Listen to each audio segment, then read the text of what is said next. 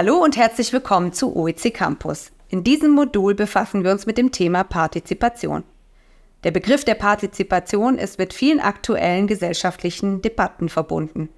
Fast alle politischen Parteien haben sich einer Stärkung von Bürgerinnenbeteiligung verschrieben und reagieren damit auf Legitimationsprobleme in Bezug auf politischen Vorhaben und deren Realisierung. Für viele Menschen ist die lokale politische Ebene diejenige, auf der sie sich am wirksamsten fühlen und einen direkten Bezug zu den verhandelten Fragen verspüren. Zudem ist es im lokalen Kontext leichter nachzuvollziehen, wie politische Planung in die Tat umgesetzt wird. Dieser engere Bezug zur Politik legt eine Partizipation der Stadtbevölkerung in Planungs- und Entscheidungsverfahren nahe.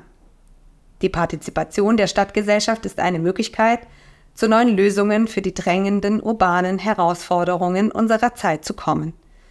Die Komplexität der großen Trendthemen wie Klimawandel und Digitalisierung legt nahe, ihre Bearbeitung nicht allein in die Hände einzelner Personen oder Abteilungen zu legen. Nur die Zusammenarbeit in heterogenen Gruppen mit unterschiedlichen Wissensbeständen ermöglicht Innovation. In diesem Modul beschäftigen uns damit Fragen, wie die Stadtgesellschaft in Innovationsprozesse eingebunden werden kann. Sie erfahren, welche Beteiligungsmöglichkeiten es gibt, wer beteiligt werden soll und welche Formate es gibt. Bevor wir auf die einzelnen Aspekte der Beteiligung zu sprechen kommen, sollten vor Beginn des Partizipationsprozesses einige Fragen geklärt werden. Handelt es sich bei der Beteiligung um transparente Informationen, eine Konsultation oder sollen Entscheidungen delegiert werden? Werden Bürgerinnen um Feedback zur Nutzung öffentlicher Dienstleistungen gebeten? Soll mit ihnen gemeinsam an neuen Lösungen für bestimmte Herausforderungen gearbeitet werden? Oder sollen sie bereits erfolgte politisch-administrative Maßnahmen evaluieren? Die Antworten auf diese Fragen sind entscheidend für die weitere Planung und Ausgestaltung Ihres Vorhabens. Lassen Sie uns nun die wichtigsten Aspekte der Partizipation gemeinsam anschauen. Zunächst ist es wichtig, die Ziele zu benennen. Von den Zielen einer Partizipation hängen sämtliche Fragen der Gestaltung des Prozesses ab. Deswegen sollten Sie die Ziele Ihres Beteiligungsprozesses zu Beginn klären.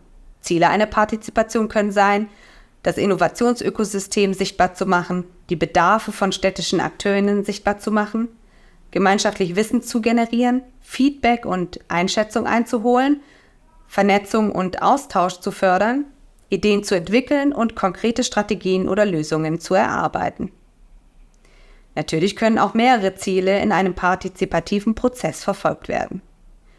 Zunächst sollten Sie Folgendes bedenken. Es hängt stark von der Zielsetzung ab, wie groß der einzubindende Teilnehmerinnenkreis sein sollte. Für die konkrete Arbeit in Innovationsprojekten ist ein kleinerer Kreis an Teilnehmerinnen von Vorteil. Bei wichtigen gesellschaftlichen Fragestellungen kann es sinnvoll sein, die gesamte Stadtgesellschaft einzubinden. Auch wenn das mit einem höheren Aufwand in der Organisation und der Kommunikation einhergeht. Für die konkrete Arbeit in Innovationsprojekten ist ein kleinerer Kreis an Teilnehmerinnen von Vorteil. Bei wichtigen gesellschaftlichen Fragestellungen kann es sinnvoll sein, die gesamte Stadtgesellschaft einzubinden, auch wenn das mit einem höheren Aufwand in der Organisation und der Kommunikation einhergeht. Werden hingegen bestehende Initiativen und Netzwerke oder ausschließlich Expertinnen zu einem bestimmten Thema eingebunden, ist die Zusammenarbeit leichter zu koordinieren. Da partizipative Innovationsprozesse verschiedene Phasen durchlaufen können, ist es auch möglich, diverse Teilnehmerinnenkreise in unterschiedlichen Zeitpunkten zu involvieren. Grundsätzlich sind eine rechtzeitige Ankündigung und eine attraktive Darstellung über verschiedene Kanäle sehr wichtig.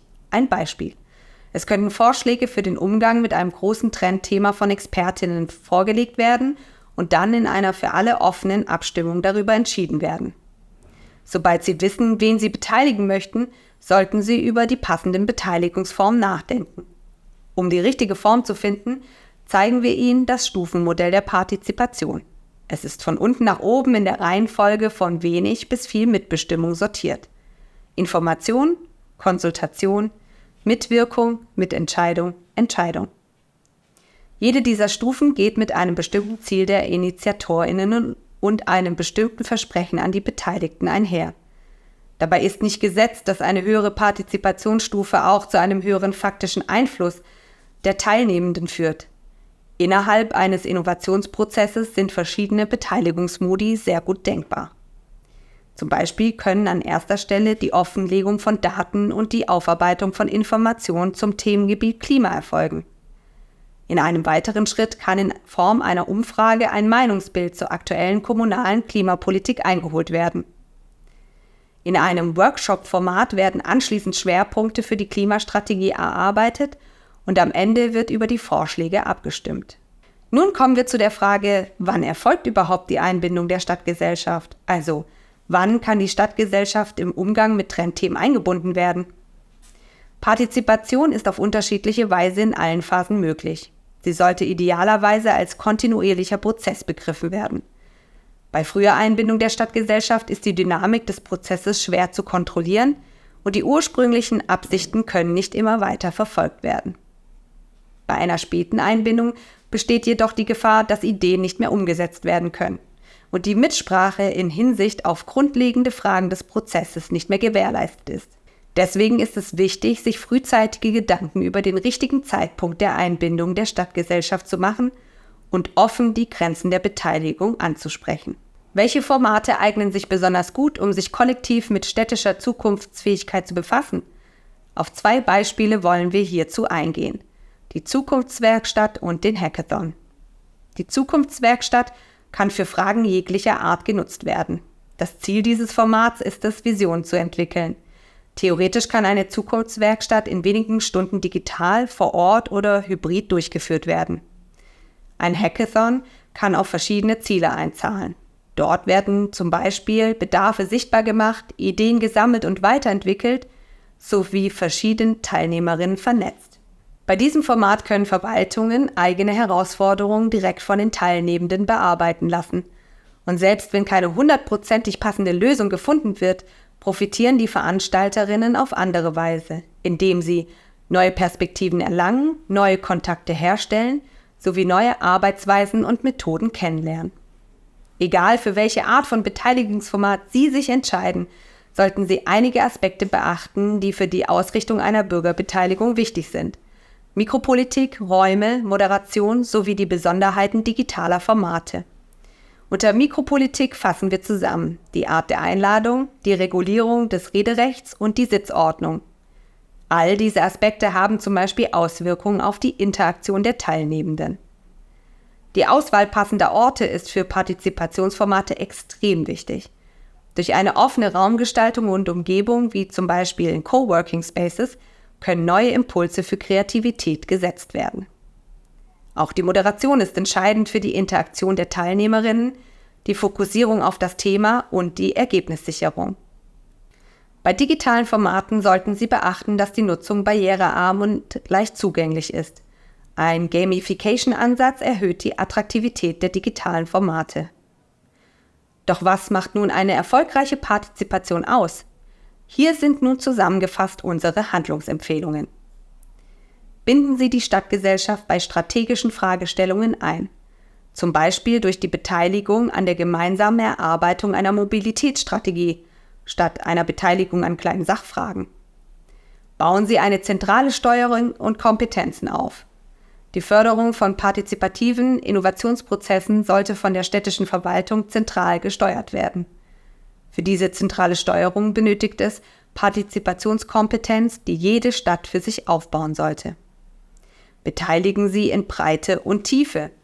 Wenn es um grundlegende Orientierungen und strategische Ausrichtungen geht, ist die Einbindung der Stadtgesellschaft in ihrer gesamten Breite durch entsprechende Formate sinnvoll. Die nötige inhaltliche Tiefe kann jedoch teilweise nur in kleineren Kreisen erreicht werden. Legen Sie Ihre Ziele fest und messen Sie Ihren Erfolg. Es sollten zu Beginn Ziele festgelegt werden, um in der Kommunikation nach außen den potenziellen Teilnehmerinnen ein klares Bild des Vorhabens vermitteln zu können. Binden Sie die Stadtgesellschaft frühzeitig ein. Dies bedeutet zum Beispiel durch frühe kommunikative Maßnahmen auf die Bedeutung der geplanten Maßnahme und die Möglichkeiten zur Beteiligung aufmerksam zu machen. Zeigen Sie Kommunikationsstärke, klar, zielgruppenspezifisch und sichtbar. Es sollte klar kommuniziert werden, wo die Grenzen der Beteiligung liegen und wie mit den Ergebnissen umgegangen wird. Vernetzen Sie sich mit dem Ökosystem und binden Sie es proaktiv ein. Eine proaktive Einbindung vorhandener Ökosysteme in den Prozess verschafft einen Überblick über Wissensstände in der Stadt. Zeigen Sie Nutzen auf und motivieren Sie Menschen zur Teilnahme. Schaffen Sie durch Gewinnspiele oder Ähnliches zusätzliche Anreize zur Teilnahme. Wählen Sie ansprechende und zielführende Formate. Eine gelungene, zielgruppengerechte Auswahl an Formaten und Methoden ist für das Gelingen essentiell. Richten Sie die Beteiligung stadtspezifisch aus. Bedenken Sie die Eigenschaften und Besonderheiten Ihrer Stadt, bevor Beteiligungsprozesse initiiert werden. Und noch eine letzte Empfehlung: Schaffen Sie den passenden Rahmen für Ihr Beteiligungsformat. Wichtig bei Präsenzveranstaltungen ist es, eine für den Anlass angemessene Verpflegung bereitzustellen, Barrierefreiheit zu garantieren und für eine gut funktionierende Technik zu sorgen. Digitale Formate sollten nutzerfreundlich und auf den Innovationsprozess zugeschnitten gestaltet sein. Hiermit sind wir bereits am Ende dieses Moduls angekommen. Vielen Dank, dass Sie beim Thema Partizipation dabei waren. Schauen Sie sich auch die anderen Module unseres OEC Campus an.